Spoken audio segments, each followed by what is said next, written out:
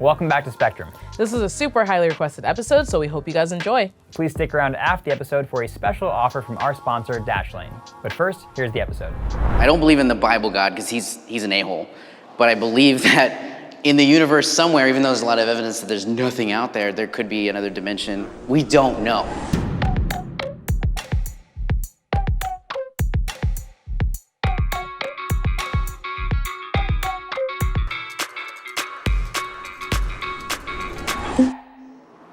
I am open to some supernatural and spiritual ideas. 3, 2, 1.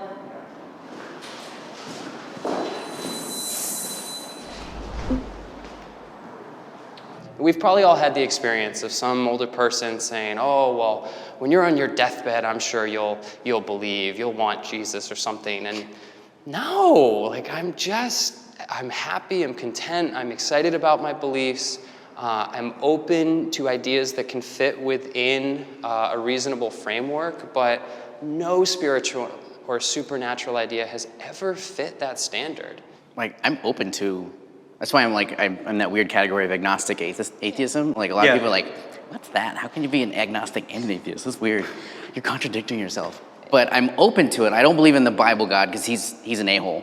But I believe that in the universe somewhere, even though there's a lot of evidence that there's nothing out there, there could be another dimension. There could be like black holes, like Interstellar could go somewhere. Right, yeah. We don't know. For me, I'm open to Wiccanism and paganism, It's a fun little thing to do, see what happens. I think you can be atheist and spiritual too. You can have different beliefs. I've had some crazy Ouija board experiences. I believe in something else. I don't believe in someone else. I believe as above, so below. I think everything is very connected, and I believe that I should behave in a way that I would want acted towards back to me, and I think that's a very spiritual idea, that the energy is recycled and that our actions invite actions. Praying is a waste of time. 3, 2, 1, go. Praying is a waste of time.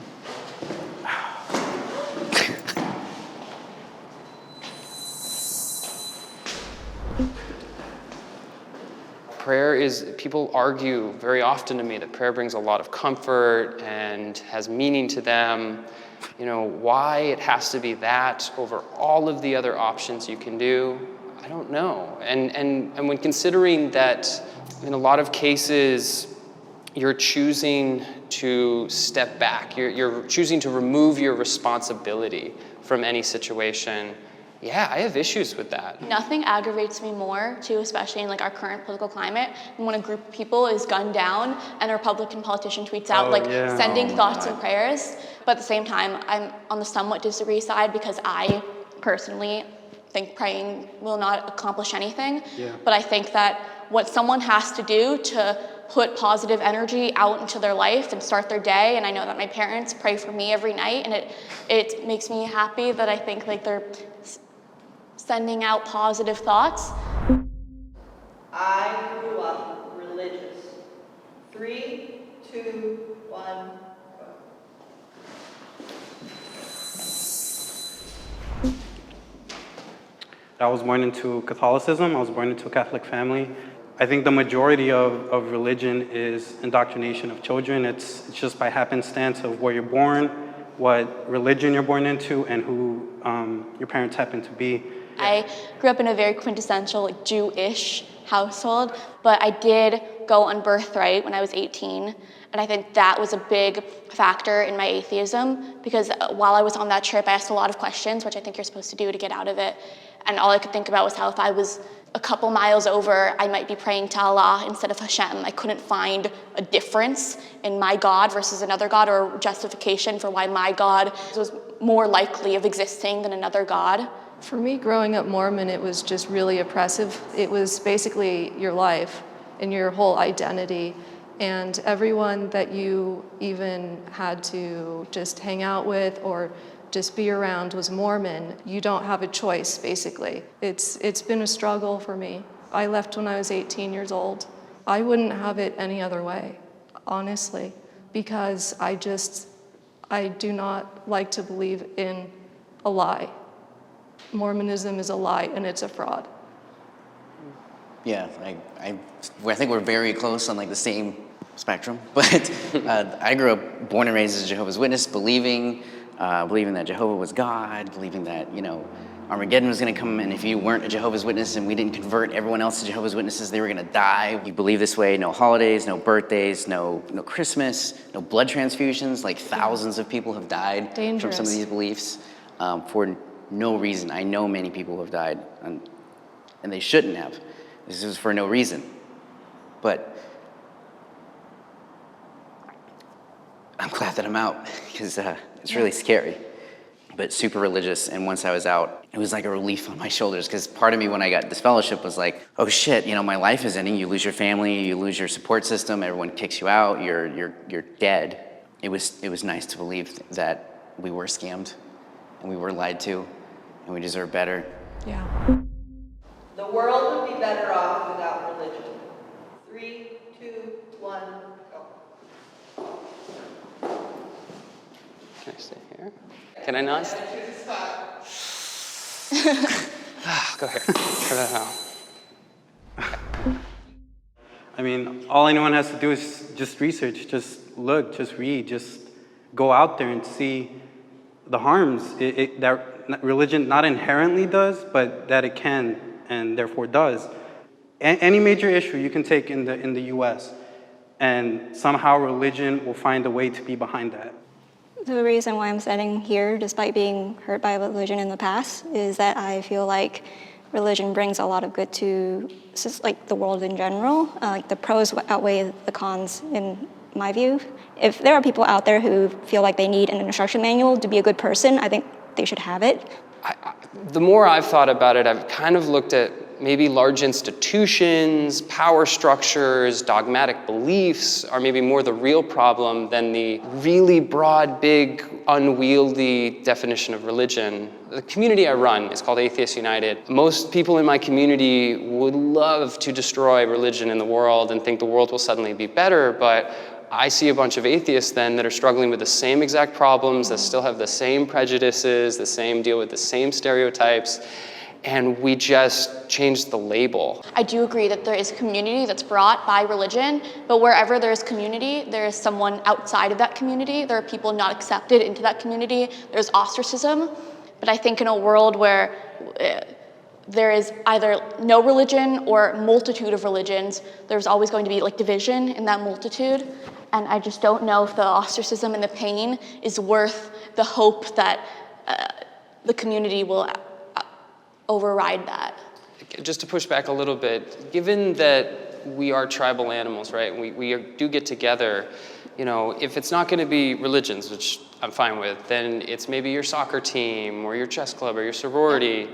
And my biggest concern and why I work in this community is I don't know if you want to raise your children necessarily there, or if you feel like they share your values enough to help you if you're in the hospital, or they're the people you can turn to if you're on your deathbed. But just to push back a little bit too, I think that there is an issue if you think that the only group of solace that you can find for deep existential or physical problems is your religious group. If they're the only people that you can turn to for help, then that's a problem, because then you feel trapped inside of them.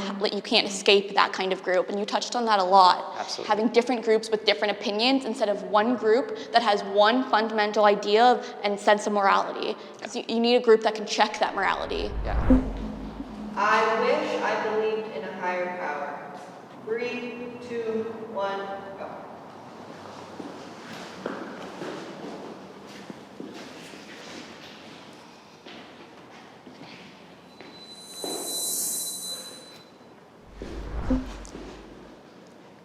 I don't think it would make my life easier. I would have all the same questions I have and have worse answers. I think it'd be very comforting to believe in a higher power, to believe that no matter what happens, you'll be okay. I think I'll be a much happier person, but I'm also very proud of what I have accomplished on my own. I know everything I have achieved is through my own effort.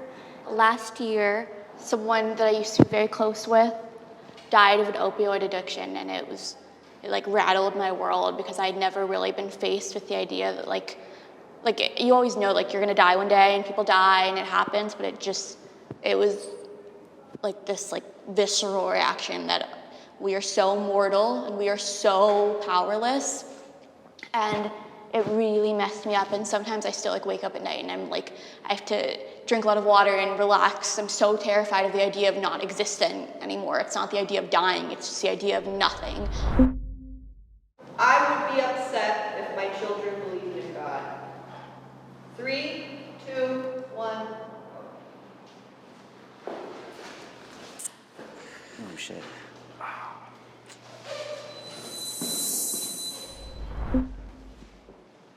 I can't be a hypocrite and say I would do the exact same thing I know religion and the religious have done to me and others, hearing all of you, and say, you're disowned, you're no longer welcome in my home. You are no longer a part of my life. I can't do that, and so therefore I'm going to change my answer to disagree. Your own relationship with God is very personal, so who am I to say who you should believe in or what you should believe in? As long as you're not hurting anybody or yourself, whatever's in your heart, just do it as long as you're not hurting anybody. Would I be upset if my child believed in a God? A little bit, I'm not gonna lie. I'd be like, damn, I didn't do a good job. But I agree with a lot of your guys' points. As long as you're not hurting people, as long as you're pursuing your happiness, be yourself, be happy, whatever that looks like. I also think my problem with a religious person has never been their religion. It has been things that they have used that religion to justify Their interpretation of it. Yeah, or actions or behaviors in name of their God. You know, so if my child chooses to believe in God and they don't use that to justify harm or malice, then that's fine. Yeah, and one person I really look up to who is kind of Christ-like is Mr. Rogers. Yeah. He's always been gentle and nice, you know? And he believes in God. Who am I to say, hey, Mr. Rogers, you need to stop?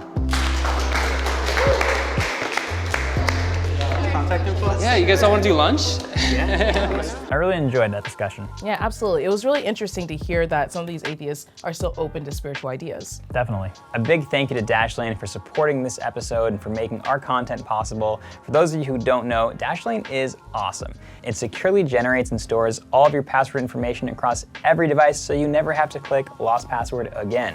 It can store your passport info, your Wi-Fi info, your banking info, and even autofills your credit cards so you never have to go searching through your wallet, which is super great for travel. Yeah, and speaking of travel, there's also a VPN so you won't be tracked and you can access content while browsing the internet in other countries.